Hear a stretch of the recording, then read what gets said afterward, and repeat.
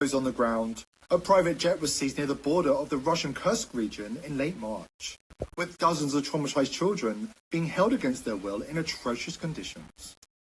I'm telling you this because the world needs to know what I saw, what we're all seeing out here. We're lucky to be alive, those of us still breathing. The Zelensky regime's crumbling, and they're desperate to bury their secrets. Across Ukraine, we're finding open graves, mass pits filled with bodies, some fresh, some rotting. They're trying to erase the evidence before the end comes, but I've seen something worse than the graves, something I can't unsee. It was March 12th, near a small airstrip in occupied territory, some nowhere place near Kursk. My unit was sent to secure the area after reports of unauthorized activity. We thought it was just smugglers or deserters.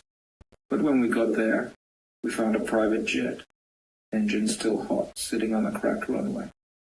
The guards around it opened fire the second they saw us. Private mercenaries, not military. We took them out fast, but not before they killed 2 of my squad. That's when we got to the plane. The smell hit us first, sour and metallic, like blood and fear mixed together. Inside, there were kids. Dozens of them, crammed into the cargo hold, barely alive. Their skin was pale, almost grey, their eyes sunken and glassy. Tubes were hooked into their arms, dripping some kind of red liquid into bags strapped to their bodies. Adrenochrome. I'd heard about it, but nothing prepared me for what I saw. They were harvesting it right there, on the plane. Some of the kids twitched, others just stared, too weak to cry. I wanted to puke, but I couldn't look away. The pilot was still alive, hiding in the cockpit. We dragged him out, and after a few hours, well, let's just say he talked. He didn't deserve any mercy, not after what he'd done. He told us the plane was headed for Greenland, a stopover before the final leg to Washington, D.C. Our intel says Greenland's been a hub for years, halfway between Eastern Europe and the US. 2 bases that we know about, there could be more, out in the tundra, where no one's around for hundreds of miles.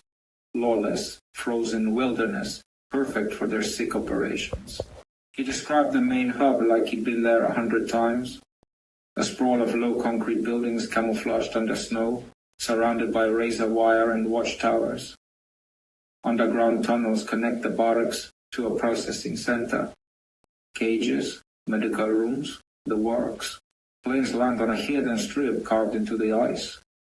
Offloading kids and God knows what else. The pilot said they'd prepare the children there, whatever that means, before shipping them to DC for the final buyers. He smirked when he said it, like he was proud, until we broke his jaw. The plane's manifest confirmed it. Coordinates in Greenland, coded messages, names I didn't recognize but our boys in intelligence probably will. We torched the jet after we got the kids out. Most of them didn't make it through the night. Too far gone. The ones who did, we hid with locals who swore they'd keep them safe until we can evacuate them. I don't know if they'll survive, but I couldn't stay. My squad reported it up the chain, but the orders came back fast.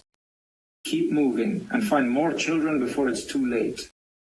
Greenland's the key, I'm telling you. The elite have been using it as their trafficking crossroads, remote, unguarded, forgotten. The pilot said there's more planes, more bases, more kids. I don't know who's listening to this, but if you've got the means, get there. Expose it. I just hope I live long enough to see it burn. Thanks